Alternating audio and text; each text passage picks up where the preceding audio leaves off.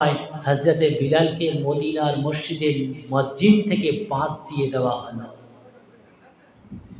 আল্লাহর নবী সাহাবা হযরতে বিলাল হাবশী রাদিয়াল্লাহু তাআলা আনকে মদিনার মসজিদে মুয়াজ্জিন থেকে বাদ দিয়ে দেওয়া হলো।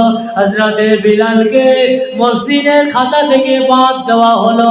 কেন? হযরতে বিলাল আযান দিতেন, একটু শুদ্ধ ভাষা হতো না।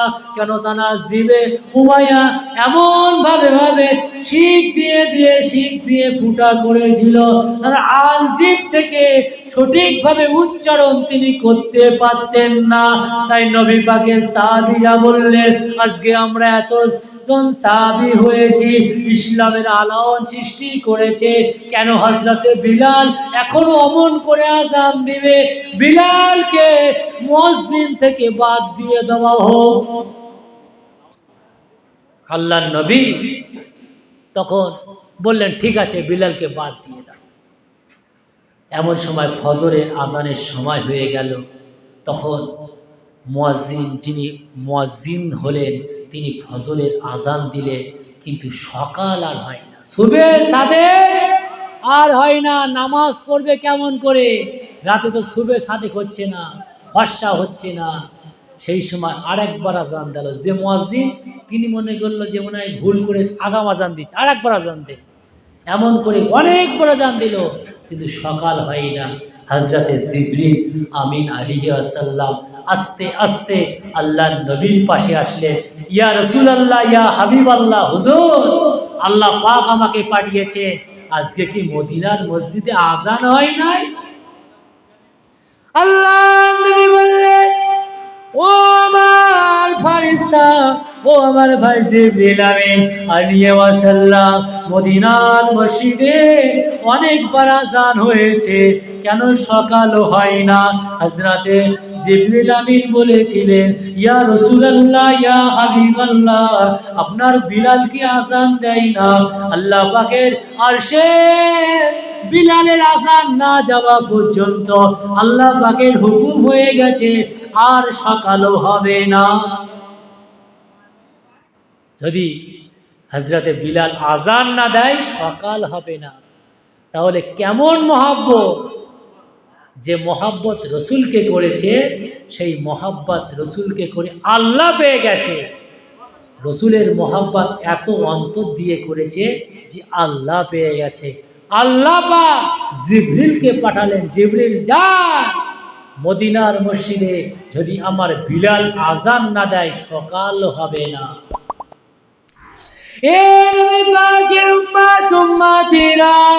জেনে রেখে নাও, শুনে রেখে নাও, হযরতে বিলাল রাদিয়াল্লাহু তাআলা তিনি মসজিদে আযান দেওয়া শুরু করলেন।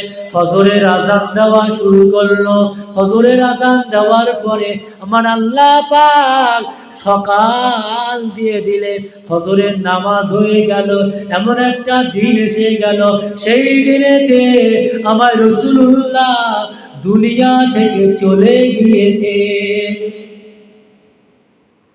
এই রবিউল আউয়ালের মাসের 12 তারিখে আমার রসুল যেমন খুশি হয়ে দুনিয়ায় এসেছিল, রসুল আসলে যেমন দুনিয়াটা খুশিতে বাগে বাগ হয়ে গিয়েছিল, আল্লাহর নবী ঠিক এই রবিউল আউয়াল মাসের 12 তারিখে দুনিয়া থেকে বিদায় নিয়ে চলে গিয়েছিলেন।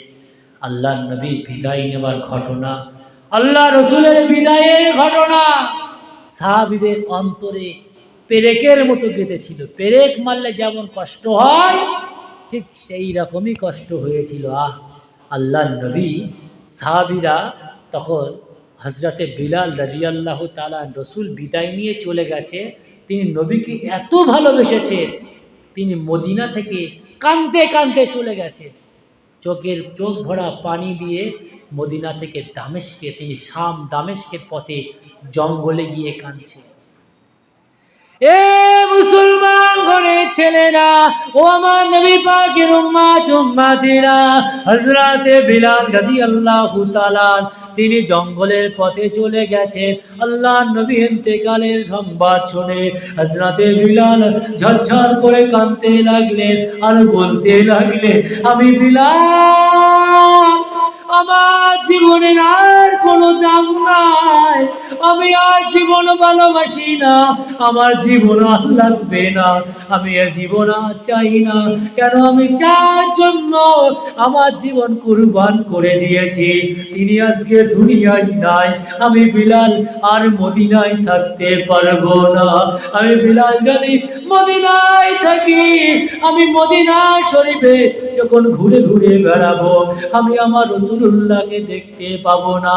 আর আমি যখন আমার রাসূলুল্লাহকে দেখতে পাবো না, আমি বিলাল, আমি আমার লাংস ফেটে যাবে, আমি হার্ট অ্যাটাক করে মারা যাব। হযরতে বিলাল রাদিয়াল্লাহু তাআলা হুজুর আমার জঙ্গলের ভিতরে গিয়ে ঝরঝর করে কাঁদছেন আর সিজদায় পড়ে গিয়েছে। রাতের বেলা হযরতে বিলাল রাদিয়াল্লাহু তাআলা খ্বাব দেখতে লাগলেন। আমার রাসূলুল্লাহ খ্বাবে দেখায়, এ বিলাল, আমি রাসূলুল্লাহ ইন্তেকাল হয়ে গেছে, তাই আমি রাসূল ইন্তেকাল হয়ে গেছে, তাই তুমি কি আমি রাসূলুল্লাহ আমার মোহাব্বত তোমার অন্তর থেকে চলে গেছে? আল্লাহর নবী বলছেন, বিলাল, আমি রাসূল ইন্তেকাল করে ফেলেছি, ইন্তেকাল হয়ে গেছে, তাই আমার মোহাব্বত কি তোমার অন্তর থেকে চলে গেছে? তুই মদিনা ছেড়ে দিলে। হযরতে বিলাল খোয়াব ভেঙে গেল, হাউ হাউ করে কাঁদতে কাঁদতে